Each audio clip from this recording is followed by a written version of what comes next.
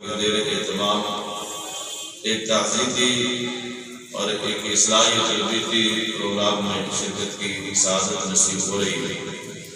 دعائیں کہ اللہ تبارک و تعالیٰ ہم جن کی احسان ثواب کے لیے تعزیت کے لیے حاضر ہوئے، اللہ تعالیٰ ان کے درجات کو بلند فرمائے اور ان کے مزار پر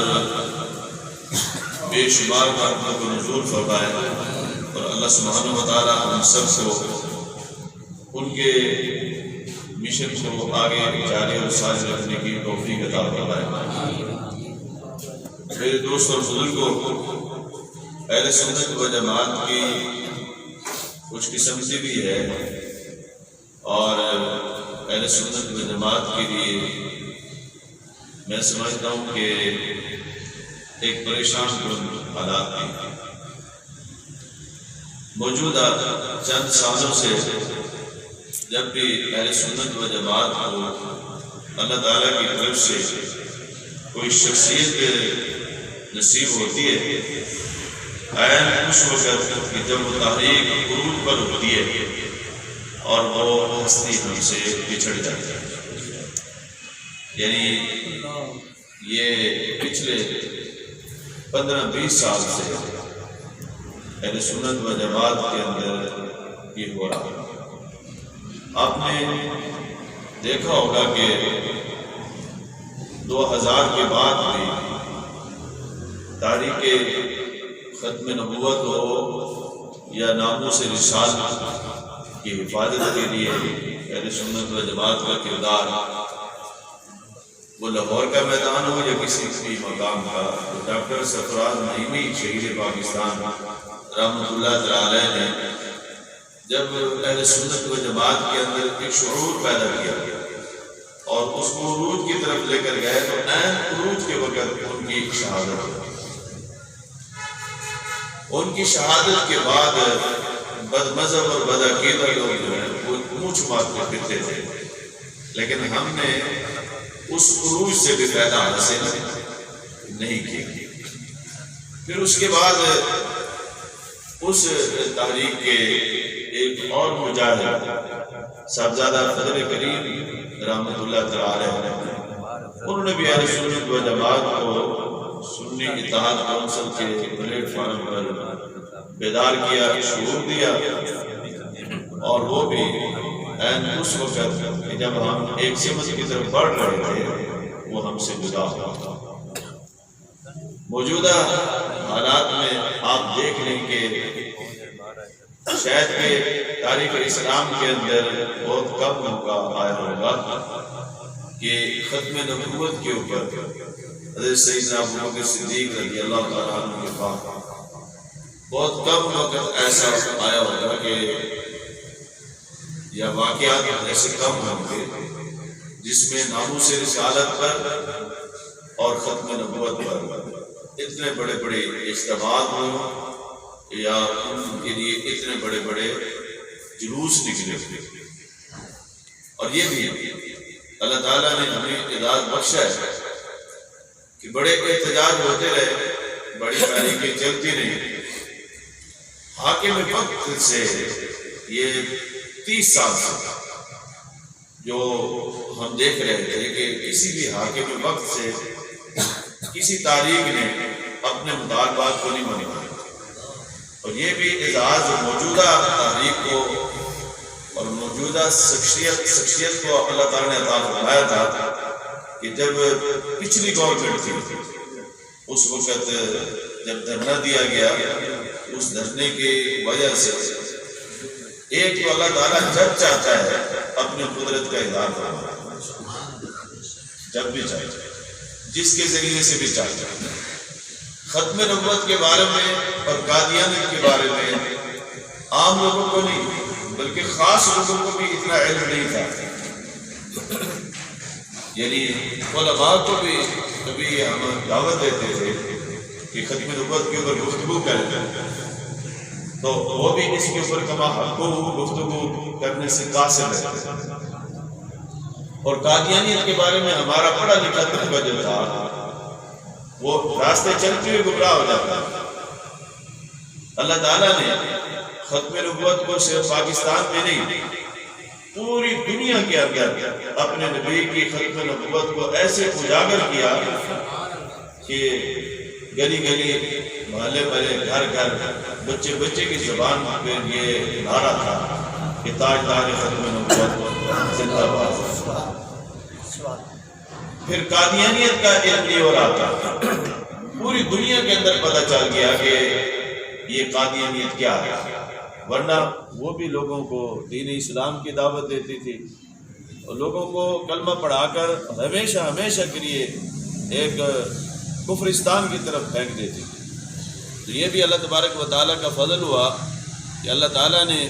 قادیانیت کو بھی ننگا کر دیا اور ختم نبوت کا جو مسئلہ تھا اس کو بھی اجاگر کر دیا۔ علامہ امیر المجاہدین حضرت شیخ الحدیث و تفسیر حافظ قرآن حافظ حدیث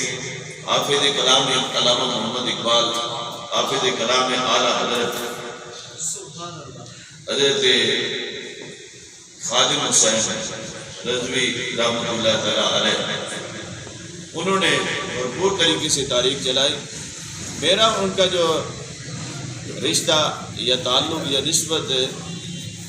یہ تقریباً 90 کے بعد سے 90 کے بعد سے یہ شروع ہوتا ہے، جب وہ استاد تھے جامعہ نظامیہ کے اندر ان سے جب ملاقات ہوتی تھی چلتا رہے گا۔ نعرہ تکبیر، نعرہ رسالت، نعرہ خلافت، تاجدار ختم نبوت زندہ باد، تاجدار ختم نبوت زندہ باد۔ سبحان۔ جب وہ جامعہ نظامیہ میں استاد تھے تو میں جامعہ غوثیہ میں ایک طالب علم بھی تھا اور وہاں ذمہ داریاں بھی تھیں۔ یہ ایک خوش قسمتی سمجھے کہ جب سے شعور کی آنکھ کھولی ہے تو اہل سنت و جماعت کو بکھرا ہوا پایا، تو اس کے اکٹھا کرنے کی اللہ تعالیٰ نے توفیق بخشی۔ تو میں جامعہ نظامیہ کے اندر حضرت خادم حسین رضوی صاحب رحمۃ اللہ تعالیٰ کے بعد حاضر ہوتا تھا، ان سے مشورے کرتے تھے کہ ان کو اکٹھا کیسے کیا جائے۔ تو ان کا یہ مشورہ ہوتا تھا کہ بڑوں سے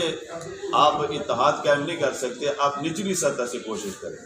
یعنی چھوٹوں سے آپ کوشش کریں گے تو پھر انشاءاللہ تعالیٰ یہ اتحاد کی صورت بن پائے گی۔ علامہ خادم حسین رضوی رحمۃ اللہ تعالیٰ کا صرف ایک استاد نہیں تھے، وہ طالب علموں کو پڑھاتے تھے، پر پڑھنے کے بعد وہ طالب علم چاہیں جو نظریہ اپنائیں جیسے رہیں، وہ باعمل شخصیت تھے۔ اندازہ لگا لیں کہ ہمارے پاس ایک طالب علم پڑھتے تھے مین مارکیٹ گلبرگ میں، ایک استاد تھا اور ایک طالب علم تھے، اور ان کی کمرے میں پڑھانے کے بعد پڑھنے کے بعد حق نواز جھنگوی کی تقریریں چلتی تھیں، یعنی وہ اتنا کٹر قسم کے سپاہ صحابہ کے رکن تھے اور وہ ہمارے ادارے کے اندر وہ پڑھتے تھے۔ اس کے بعد جب ہمیں علم ہوا تو ہم نے اپنے اساتذہ سے کہا کہ یہ ہمارے جامعہ کے استاد ہیں اور یہ سپاہ صحابہ سے تعلق رکھتے ہیں اور یہ یہاں کیا کر رہے ہیں۔ وہاں سے استاد صاحب نے بات سنی اور وہ وہاں سے تشریف لے گئے، اور پھر اس کے بعد جو وہ طالب علم تھا جامعہ نظامیہ میں گیا، مجھے وہ طالب علم کہتا ہے کہ میں اتنا کٹر قسم کا سپاہ صحابہ کا رکن تھا،